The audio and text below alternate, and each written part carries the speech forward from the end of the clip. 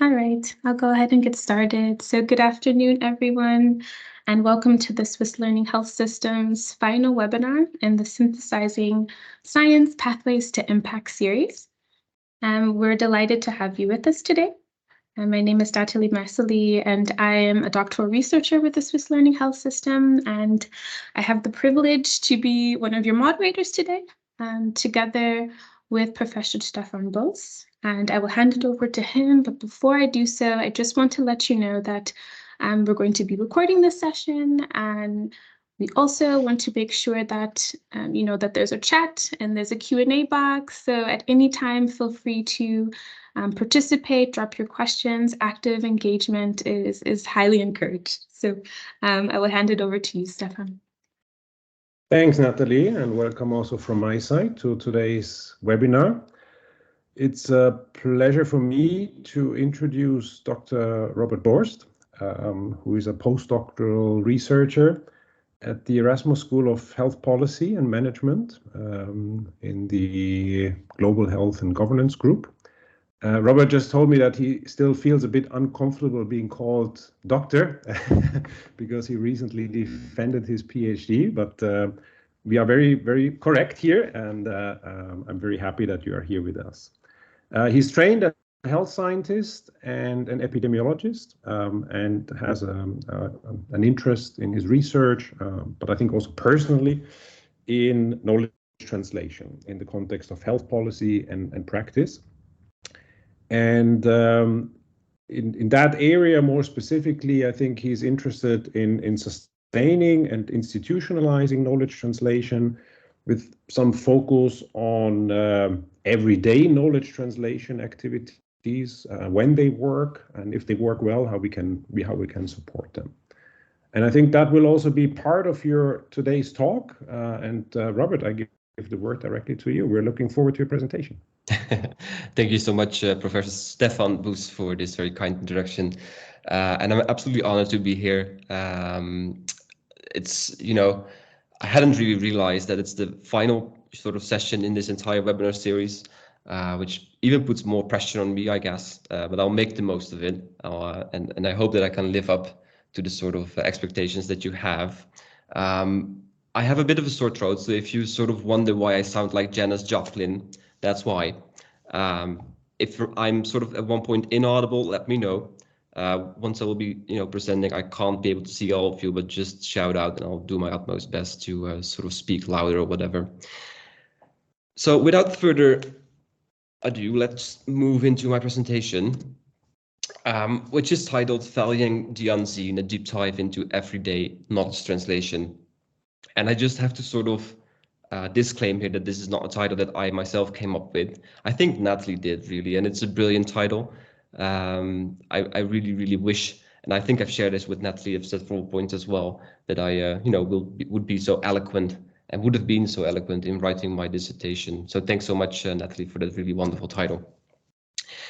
So as Professor Stefan Borst already addressed, I'm from Erasmus School of Health Policy and Management in the Netherlands, and our countries have much in common. I don't think so, really, other than them being sort of geographically of the same size. And the Netherlands actually has twice as many people in the sort of same sized country, which sort of emphasizes the, the density of a population as well. And as you can see from these wonderful pictures, our country is rather flat as opposed to a wonderful country. Now, someone from Switzerland, and this, this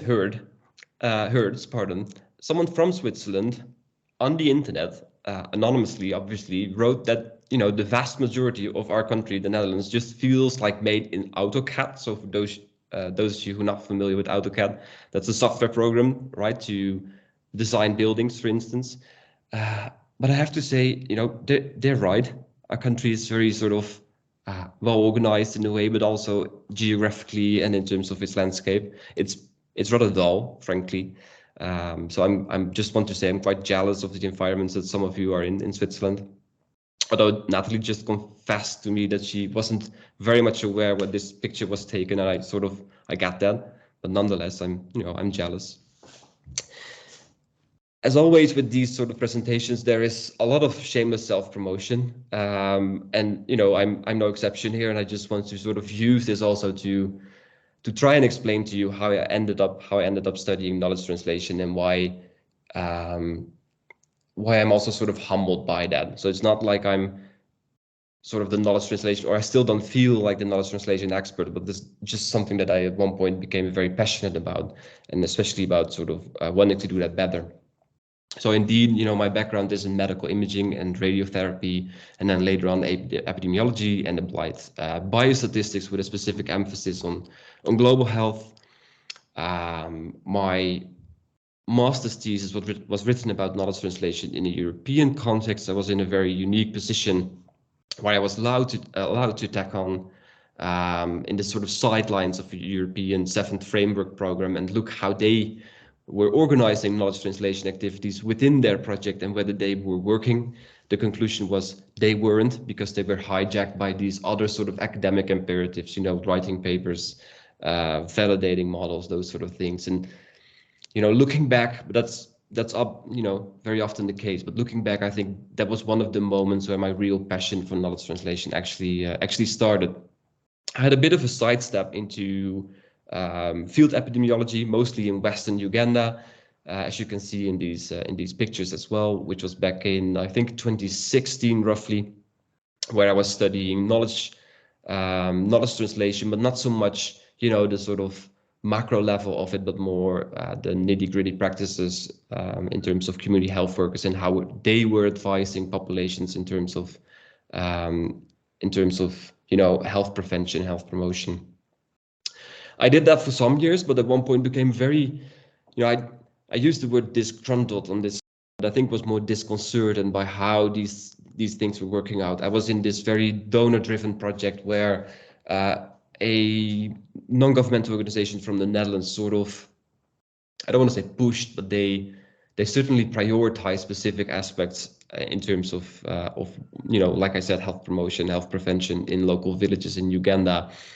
And I'm a scientist, I'm a researcher, so I also wrote about that, but I want to sort of mobilize one anecdote, which I used in that paper as well, which is at one point I was sitting, we were just about to do a cluster randomized controlled trial, which is, this golden standard in development studies in terms of showing the impact or showing the effectiveness of certain interventions. And before we started doing that, we had to ask the village chairs, the chair people of several, villages in Western Uganda for permission to conduct this study, which is a common practice. So there I went driving on the back of a moped, past all these little villages. And at the end of the day, so, it was a fantastic day. Most people were just really kind, and also sort of, there was this reciprocity in most of these conversations. But I ended up in a village called Ruchindo. And there the village chairperson was, seemed interested in our approach. And we had this conversation for 45 minutes. And at the end of the conversation, at one point he said, okay, all perfectly fine. But when are you going to install the new water pump? And I had this sort of stone in my stomach, right? Just thinking, did I not make myself clear? I'm not coming for water pumps. I'm doing this project on community health workers.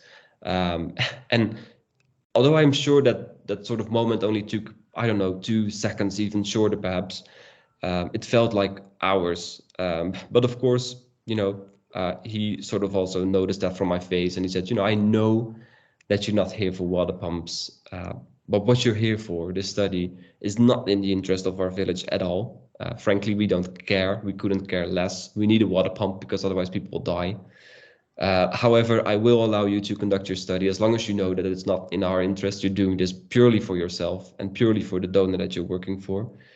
And it was quite the confrontation, really. And it's not that I had been blind for these sort of dynamics in the years before. It's just that in that very moment, which was also near the end, I think, of that project I was working on, I sort of felt also that I would like it to reflect a bit more on those sort of moments and find a way to articulate also these moments of disconcertment.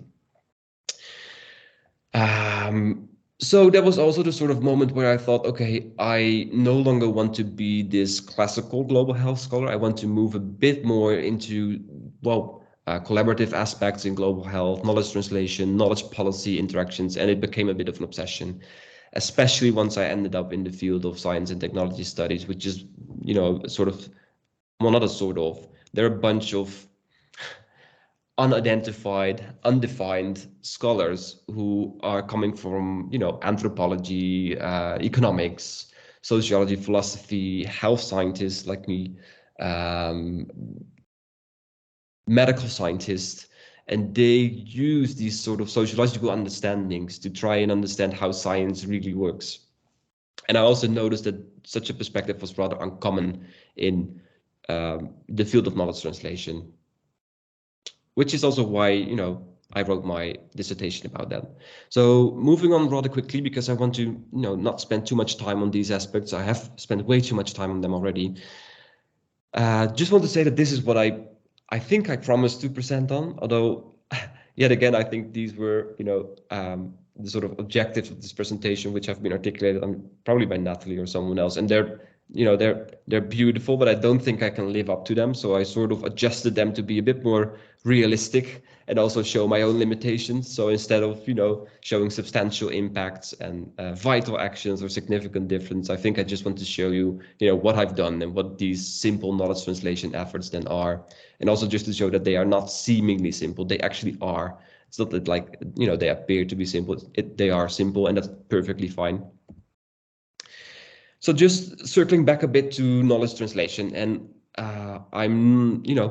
I sort of anticipated that you are the knowledge translation experts in this room. I had a sort of preparatory meeting with Natalie, and she tried to explain the heterogeneity of projects that you've been working on, the sort of backgrounds that you're coming from, and I sort of concluded from that preparatory meeting that you are quite knowledgeable, very knowledgeable actually, about knowledge translation. So I don't want to move very deep into that field because I think you know way more about that than I do actually.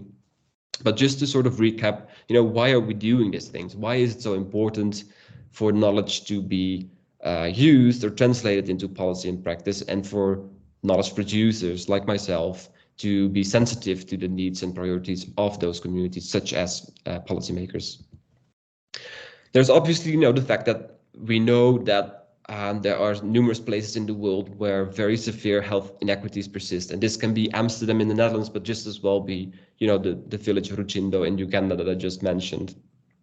And as researchers, I don't want to say that we have a responsibility, but I think we are in a position where we can use knowledge, where we can sort of show these health inequities and try to influence policymaking practices by mobilizing that knowledge. And in some countries, I might say that this is a bit more urgent than in other countries. So I've worked a lot in Cameroon, and in Cameroon, for those of you that do not know, the president is one of the longest sitting, if not the longest sitting ruler of the African continent. And although Cameroon is performing in some aspects relatively well, there's also repression of large groups in the country, especially Anglophone groups. There's repression of people of certain genders in the country. There's repression of specific populations. There's repression of, health topics, of things that we know work pretty well, for instance, in terms of internally displaced people and providing healthcare for them. So long story short, sometimes these practices of knowledge translation, they are more important in countries with despotic leadership or despotic policy practice, really to push against them. And sometimes people use that sort of idiom, right, of sort of checking and balancing policy practices by using knowledge. And generally, I feel sort of that not appropriately represents the relation between science and policy, but sometimes in these tiny occasions it does. So, speaking truth to power, those sort of things. Doing policy relevant research, I already briefly alluded to this. So it's not just about us sending knowledge into the void. It really isn't actually. It's also very much about establishing relationships, knowing what's going on, and knowing where you can make a difference in terms of policy impact. And, more generally speaking, mobilizing knowledge for improvement and innovation. So these things, So moving into the sort of topic of my presentation, and so what's the issue? What's the problem with knowledge translation? And these are not things that I'm inventing myself. These are things that are coming out of the literature. I just made the stupid figures. I'm the one trying to push knowledge translation into an IKEA manual. So for those of you that do not know IKEA, you probably do, and the manuals, but they are meant to be really foolproof, right? And that's the issue with the knowledge translation literature at this moment as well. We are, and I'm for good reason saying we, because I also feel part of that community and also for its mistakes, but we are pretending that there's ways to sort of summarize knowledge translation efforts and good practices into a way that they can be reproduced in other places as well. So we are sort of sometimes thinking about manuals of knowledge translation or blueprints. And that, for numerous reasons, is really problematic. And I'll talk a bit more about that in a second. So one of the sort of reasons for doing this is because we have this sometimes intrinsic, but usually also external motivation to make sure that all the things that we invest in terms of knowledge translation efforts, that they are productive, that they do work, that they are effective. We simply cannot afford to do things that don't work, which is also why there's a whole body of literature about what works in terms of knowledge translation, spearheaded at this moment by Professor Annette Boas, who was also one of my supervisors in the past. And they are doing brilliant work. It's just that sometimes, very often really, you see that when one approach works very well in a specific area, let's say Switzerland, when you transfer that, even being, when you're being sensitive to the differences in context, but when you transfer that to the Netherlands, the approach might not work. And we're then all navel gazing and thinking, hey, why doesn't it work? Because we've proven its efficacy in this specific context, and we've proven its efficacy considering these and these elements, and why does it then fail in this different setting? And I've sort of summarized this always by talking about instrumentalization. So we're pretending that we can summarize practices of knowledge translation in terms of its tools, methods, and instruments. And I think you hopefully agree with me that that's a bit naive. It's not just the instruments that do the work, it's the people using those instruments and the networks that they have that make them effective. And if you don't, feel free to discuss that with me as well, because obviously I'm only representing one sort of perspective and there's plenty others as well. So let me just summarize that issue in terms of a pizza. And I'm very briefly switching between my presentation and Teams here. So I'm just noticing that most of you have been sort of blacked out in terms of camera, which doesn't help. But anyway, I'll try to do my best. So just consider for a moment, who of you doesn't know what the pizza looks like? Who, knows what a pizza is? I can guarantee that most of you probably do. You know what the pizza is, right? It's a piece of dough, oven baked. Yeah, that's a pizza, makes sense. In the most, rural areas of the world, people generally will know what a pizza is. Actually, there have been studies that show that people know across the world what a pizza is. Whereas if you ask them, what is a good pizza? Or what is your preferred type of pizza? Or which flavor do you like best? It becomes a bit more complicated, especially when we start talking about pizza Hawaii. Pizzas with having pineapple on them, which is quite controversial, especially in specific areas of Italy. Now, what we are sort of doing in knowledge translation as well, we are pretending that there's one pizza, that there's only one good pizza. And there's people shouting against each other in this sort of polemic in the literature saying, you are not doing good knowledge translation, your tools are not working, mine is better, mine framework is more effective. And this is really not productive. And I think it distracts from the real message, which is why do these sort of approaches work and what makes that they do or do not work. And that is the real sort of topic that I actually spent most of my career on. So what makes that knowledge translation approaches work or do not work, like Professor Stefan Boos said. So this is the sort of, this definition, if you like, that we use when we speak about knowledge translation, which is not the same as the one that circulates in most of the literature. So when we talk about knowledge translation, we mean it as a sort of descriptor of a loosely demarcated phenomenon, whereby actors in various ways and through different means seek to build relationships and relay knowledge into different practices with the overall aim of affecting those practices. So as you can see, there's no, there's not real normativity in there. It's not about improving stuff. We can also, screw things up. And I don't want to say that that's fine, but it's also, we know that those are also things to learn from. And I mean, up front, we cannot guarantee that all the things that we do, that they actually work out. We really need to step away from such ideas. We just cannot guarantee that. Some things do not work, and that's perfectly fine.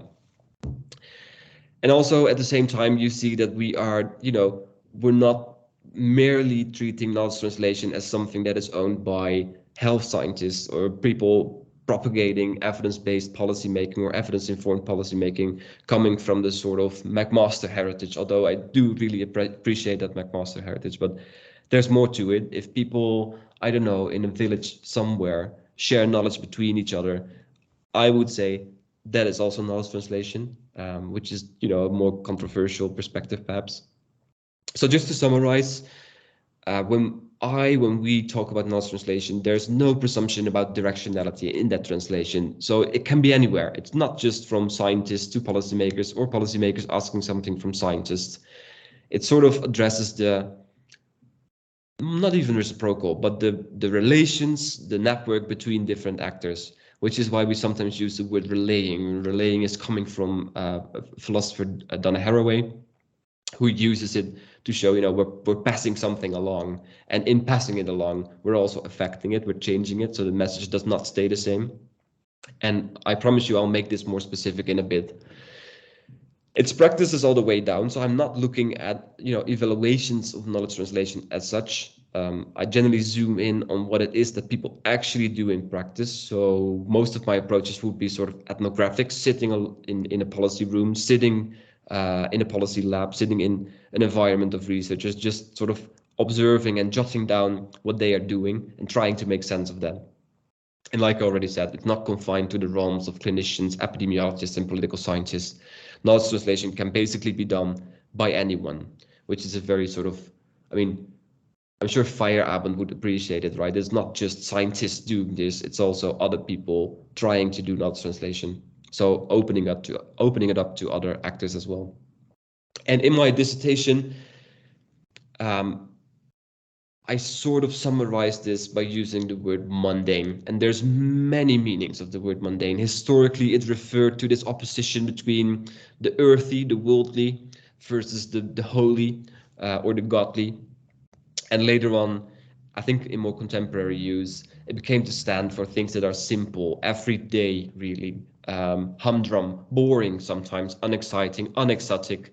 So these are the things that people generally do not look at, right? Because they're so simple. Brushing your teeth every morning for most part of the world is a rather mundane activity. It's something that you do on an everyday basis and that you might not spend too much attention on, although I'm sure your dentist might want to see that differently.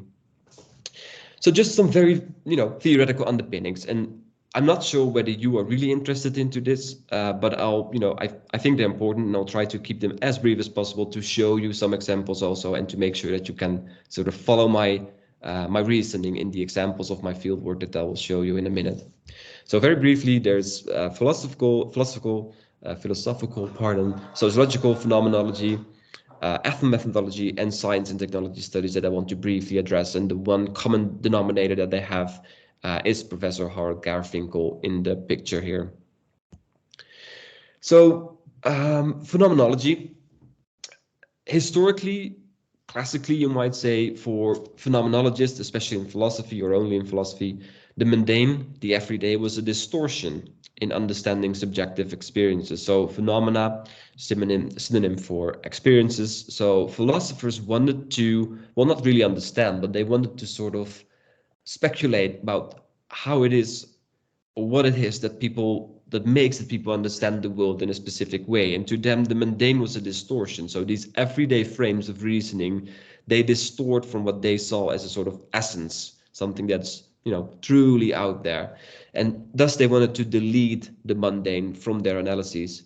And this is still very much the case in contemporary science. So we ignore the mundane because it's deemed unscientific. It's, you know, it's seen as non-science, as boring, really, which is, you know, heritage that we have to deal with, and that I also try to work against a bit.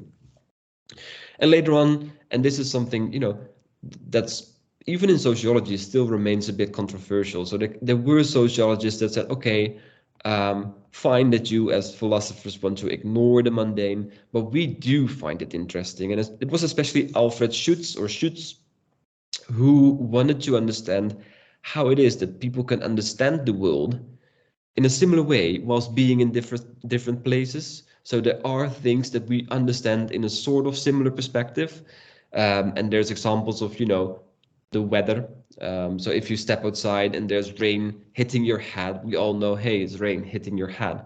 And this might seem very obvious, but for Alfred Schutz, there was a real scientific sort of phenomenon to explore and to understand from an everyday life perspective. So, you know, when looking at knowledge translation, moving back to that field, these sort of frames, and especially sociological phenomenology, can help to study or to understand how it is that actors themselves experience and understand the translation of knowledge. So if we sort of delete the existing knowledge translation frameworks from the equation and just ask people plainly, hey, how do you sort of, I don't know, inform policy practices, or how do you attempt to do that? What is it that you do? And also observe those sort of things. We end up with an entirely different picture opposed to when we would use frameworks and to try and push these practices and observations into that framework. So as I promised, very brief about ethnomethodology. So ethnomethodology, it's really fun. So if you're interested in this, really read into it, because it's really quite amusing literature, really. So historically in sociology, like I said, and also in philosophy, there was not much interest for the mundane, for the everyday. And that all changed when Harold Garfinkel started his studies in ethnomethodology.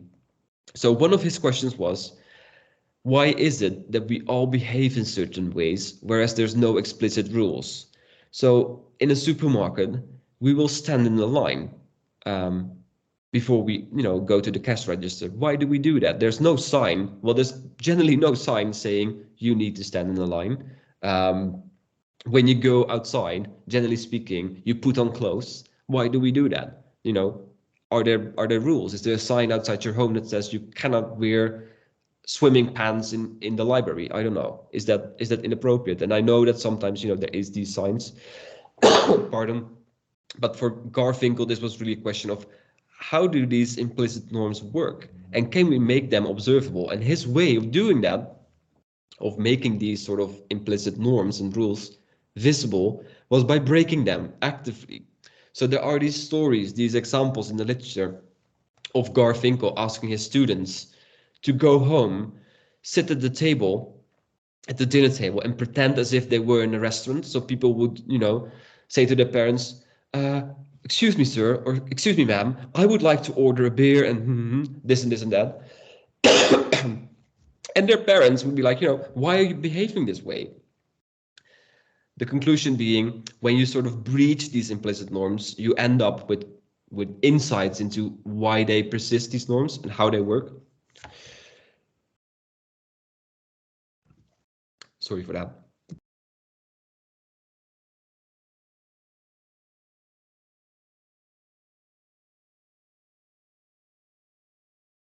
Sorry, my microphone was not working. So then, science and technology studies, the sort of third theoretical perspective I briefly want to mention, and I already sort of explained this very briefly.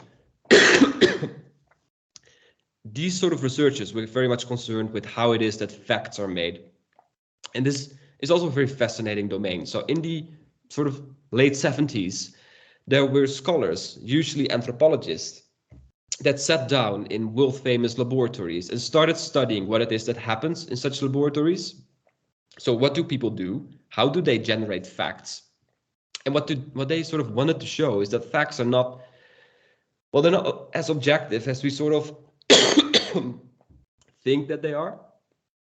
So these facts, there's also subjectivity in them. People make facts. You use specific tools, you use statistical programs to try and come up with specific numbers and to make them as pure as possible. But there's work, right? There's work necessary to do so. And this is what people in science and technology studies started doing.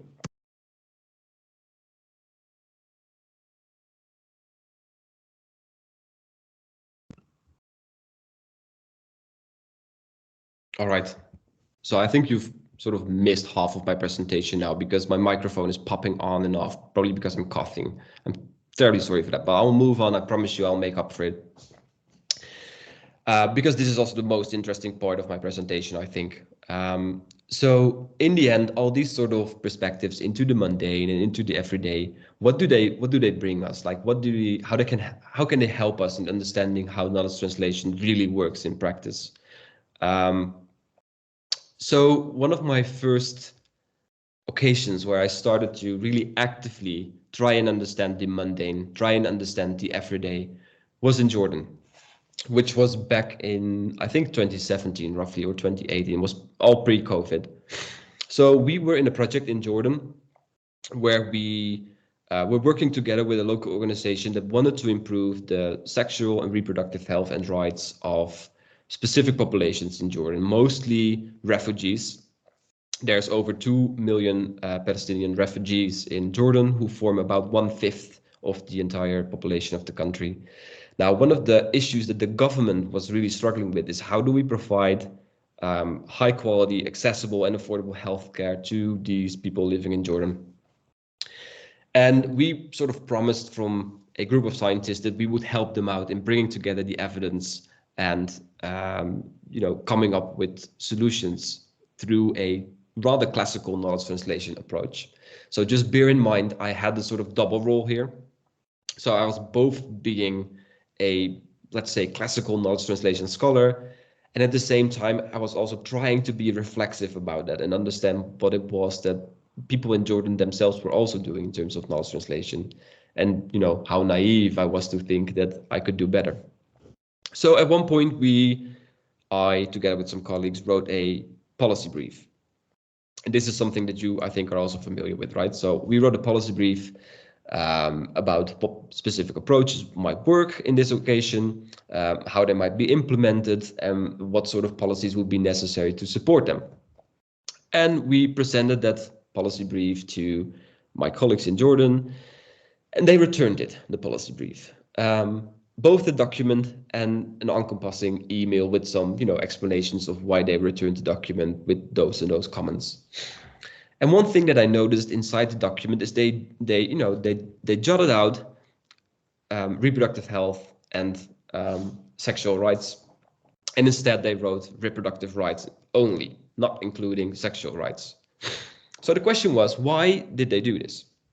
And the explanation they gave was, if we do this, we end up in a fight with our Sharia law.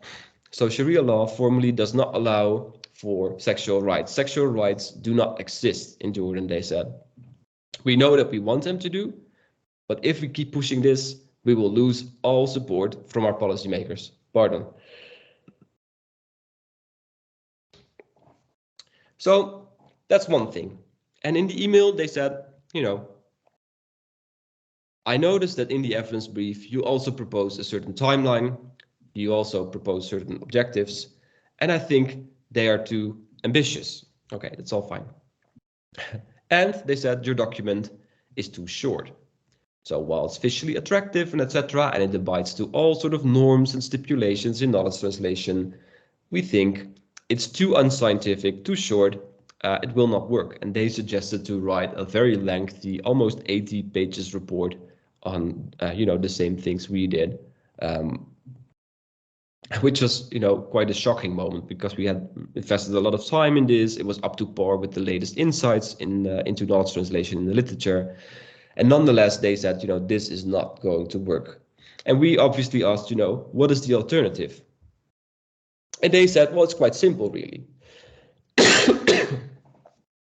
Just organize a very lengthy lunch with all policymakers, with some nice falafel, take them to Habiba Sweets in Amman, have some kunefe together, socialize, take the time to get to know each other. You don't need the evidence brief and the policy dialogue to translate knowledge, they said. You need the network, you need to know the right people, and they need to appreciate you as well. They need to be able to trust you. And we know these things, right? I mean, they're already in the literature. Usually there's studies that show, what sort of requirements are there for knowledge translation to work, which sort of prerequisites, if you like, are necessary for knowledge translation to be effective.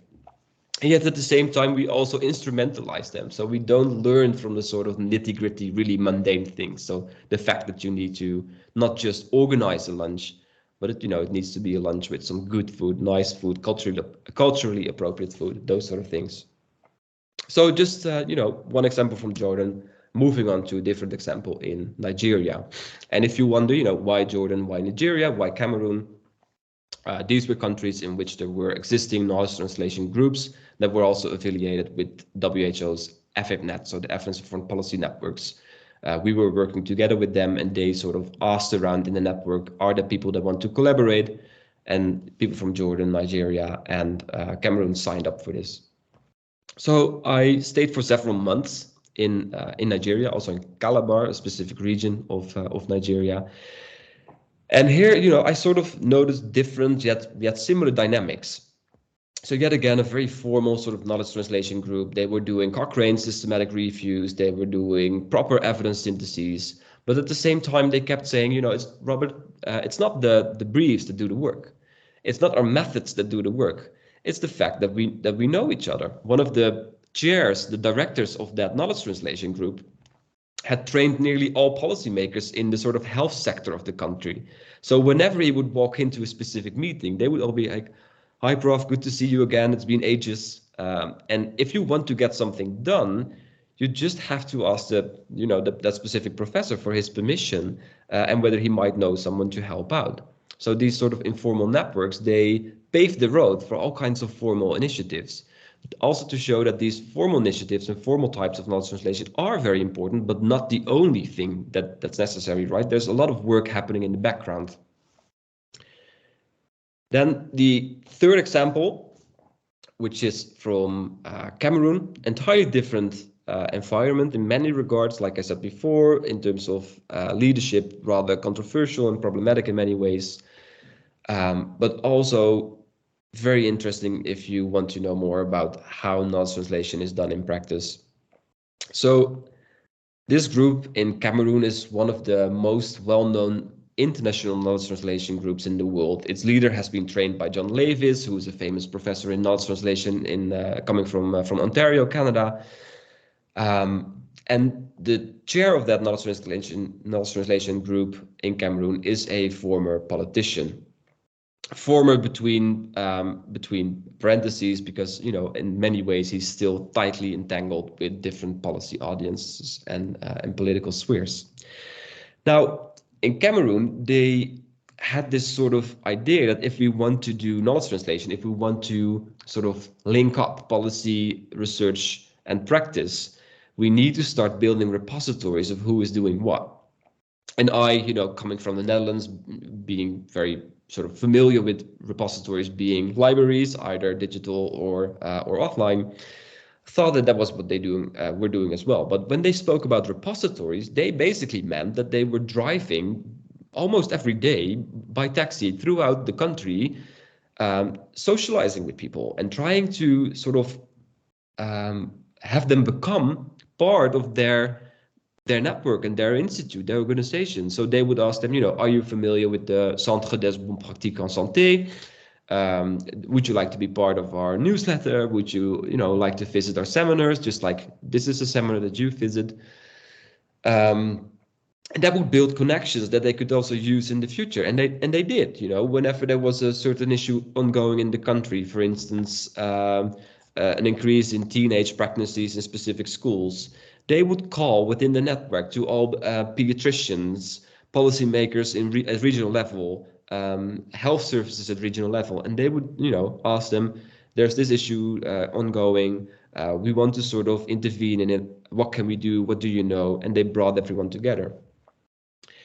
And of course, you might say, yeah, that's just a policy dialogue, right? We know this, but it wasn't that formal, really. It was very on an informal basis via WhatsApp, by just meeting each other in a bar, by, I don't know, coming to a university reunion and chatting in the sidelines of that meeting.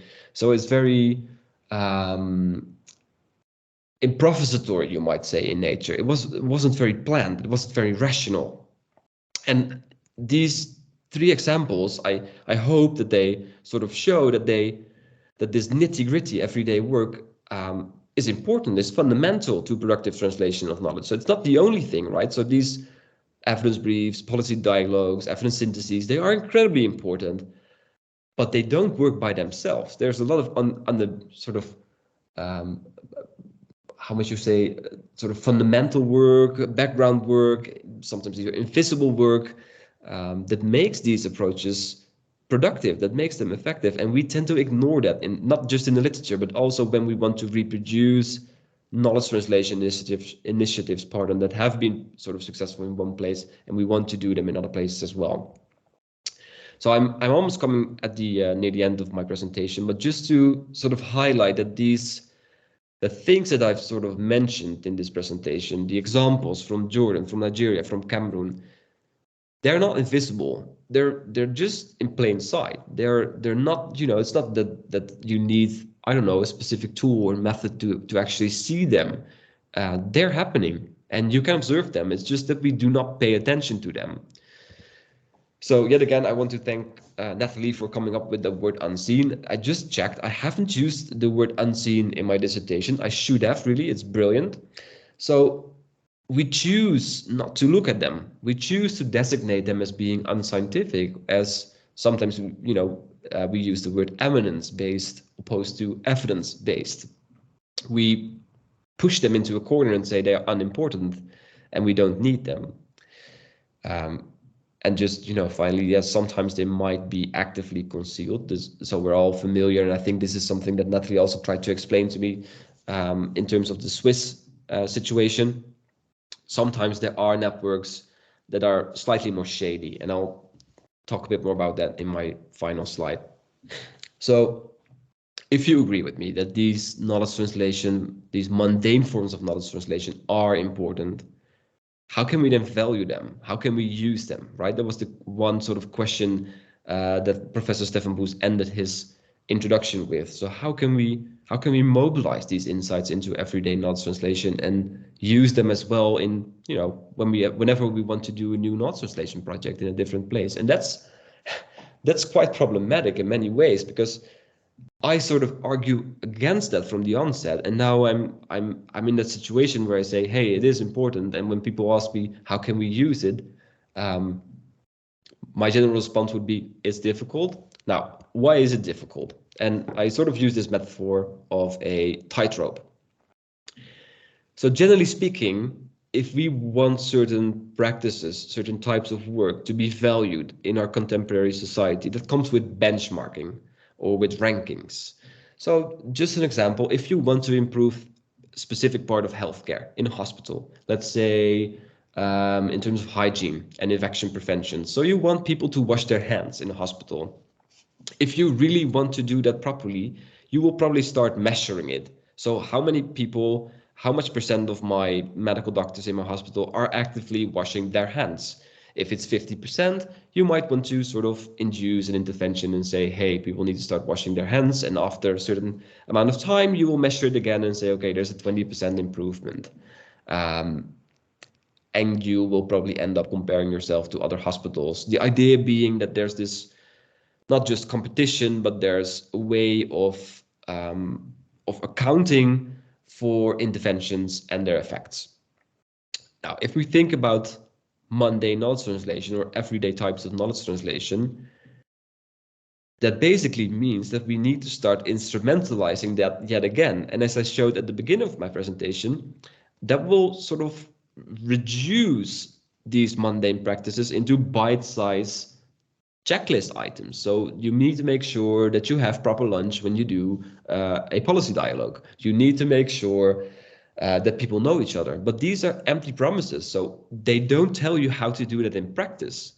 And frankly, it's just unable to do that, impossible to do that. You can't. So you can't explain people how to organize a real good lunch. You just, you need to try, and you need to ask around what people's preferences are. Then secondly, if we really want to improve the utilization of knowledge in policy practices, and this ties up to my third item of rocking the boat, sometimes it's productive for things to remain unseen. So especially in the Netherlands, there is plenty of situations where in the background of formal policy dialogues, there's negotiations. I mean, you're in Switzerland, you know everything about negotiations and diplomacy, of course. Sometimes it's just very productive to do things in smaller groups, out of plain sight. You can see it, but you just have to look, but people generally do not look. That is where the fourth item comes in. And this is something I do not have an answer on, and I would really be very, very happy to discuss this with you in the remaining time that we have. So I will make sure to round up my presentation, that there's also time to discuss this. So how do we deal then with nepotism? So Natalie tried to explain to me that in Switzerland, there's quite often situations where things have been decided before they are formally decided upon. So there's networks in which, like I sort of showed in Jordan, Cameroon, and Nigeria, there's networks in which people already get to know each other. They work out solutions about a specific problem. They might or might not mobilize knowledge to come to specific policy ideas or policy priorities. And only after there will be a formal policy dialogue, which is, well, might just be for the show, might just be for the sort of to legitimize that they actually did it. Then in that case, valuing or emphasizing the importance of mundane knowledge translation is rather risky. You might want to work through more formal knowledge translation approaches. So yeah, coming back to that metaphor of a tightrope, this remains a tightrope. How much do we leave unseen, and how much do we want to actively shed a light on and emphasize its importance of? So, I've used way too many minutes in my presentation, which was partly due to my Janis Joplin sort of coughing throughout. I'm sorry for that. I hope that you enjoyed it, and really do feel free to reach out via email, via LinkedIn, whatsoever. And especially, of course, for some mundane talk, just talking about your progress in your PhD programs as well, or in other things that you're currently doing. Thanks so much for your attention.